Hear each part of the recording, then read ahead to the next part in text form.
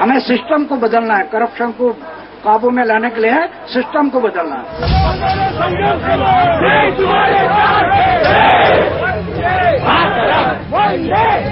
Celebrations demonstrating the coming of age of a democracy. Civil society will participate in drafting laws to deal with corruption. So why did millions of people have to take to the streets to be heard by a government that is of the people, by the people, and for the people? और आज हम सब लोगों को इस जन Lokpal bill का आग्रह। And how much of the problem can be addressed by the new Lokpal bill?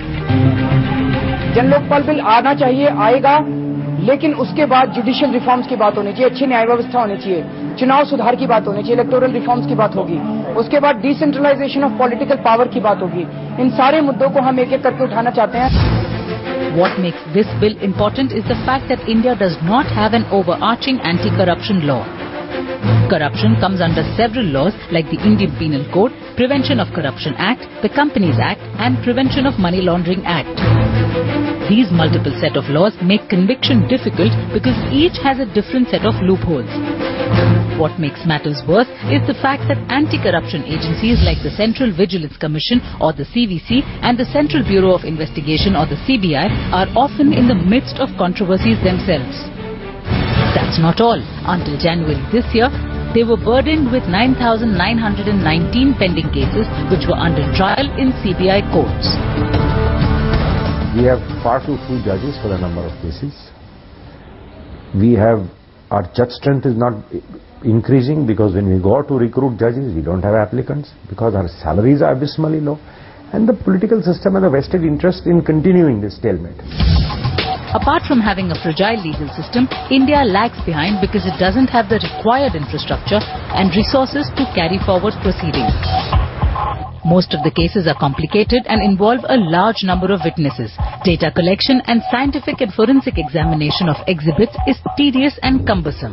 And finding legal advice on investigations is tough. We don't have the adequate number of courts. We don't have the adequate number of investigators. CBI is always short of staff. We don't have the adequate numbers of prosecutors. Our jails are full to the brim. So therefore, there is a need for greater investments in the criminal justice system. What aggravates the problem is the rising number of cases against government or public sector officials. In the past 3 years, CBI registered 1,852 cases against government officials, 16 cases against IAS officers and 5 against IPS officers. That then takes a direct hit at the government's bureaucratic setup and lays even more emphasis on rationalizing accountability. Laws like the Central Civil Services Rules 1964 lay down the code of conduct for central government employees to disclose personal assets and financial dealings periodically. But experts say the law is lenient. I've never heard of anybody proactively going and validating all the facts which are presented. That means actually going on the ground and actually checking bank accounts, checking assets, checking all of this. And number two is actually trying to figure out the gap, from the 2 years back to current year. If the person has actually grown by 500%, where is the source of money been? I mean, how has he grown 500%? Actually doing some diligence. The story is similar with members of parliament. The Rajya Sabha and Lok Sabha Declaration of Assets and Liabilities Rules 2004 specified that every member must submit an annual statement of assets within 90 days of taking the oath, and that the declarations made by MPs have to be updated every year. Yet, there is little or no record of the disproportionate assets owned by them. That's despite the fact that under the Representation of the People Act 1951, non-disclosure of assets amounts to a breach of privilege of the House. But there are no severe penalties that act as a deterrent for failing to disclose as required or for making false or misleading disclosures. These violations of parliamentary norms have seen 110 Lok Sabha MPs failing to declare their assets even 8 months after their election to the 15th Lok Sabha. A lot of corruption starts off when somebody decides to run for election.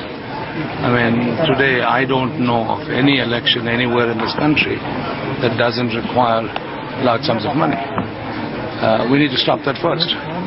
So if you don't need to pay to get elected, then as you serve as an elected representative of the people, maybe your thirst for money would be far reduced. According to Global Integrity Index 2010, India struggles to promote and implement transparency in the financing of political parties and candidates. Parties are bound by law to maintain accounts regularly, record and disclose names of donors contributing more than 10,000 rupees and have their accounts audited by a qualified accountant. But regulating the financing of political parties is tough, because conflicts of interest laws governing the executive, legislative and judicial branches of government are absent or are overlapping. The best way to keep the system honest is to have a very, very robust form of disclosures. So a Rajya Sabha MP must disclose his interest, must be clearly prevented from participating in legislations or participating in deliberations that are an inherent conflict of interest if he has business interests. And we should bring the concept of even indirect beneficial interest. Here, India can take lessons from the developed world, which has designated and concrete anti-corruption laws.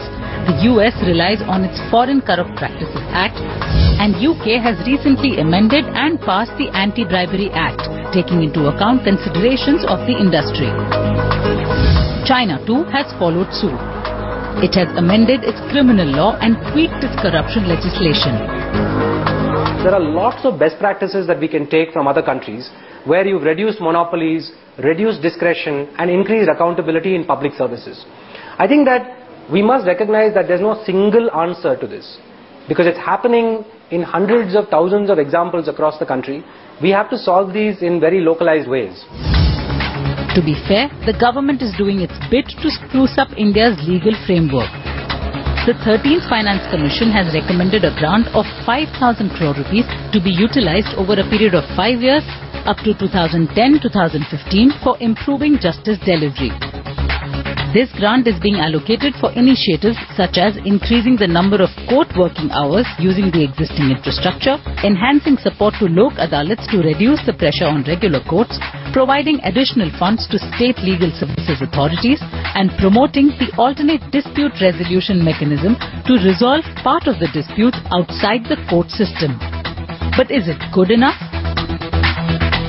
Well, at least it's a step in the right direction. India still has a long way to go before it fills the significant gap between planning and implementation. And how long that will take is anybody's guess. As of now, the country's corruption is at its murkiest best.